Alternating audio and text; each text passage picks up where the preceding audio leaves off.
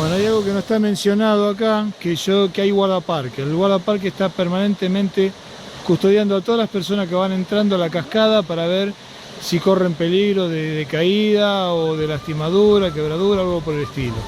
Están permanentemente observando a la gente, a veces allá lo vemos que está recorriendo a ver si dejaron inclusive basura, alguna porquería. Por lo menos tenemos a alguien que cuida la cascada tucumana.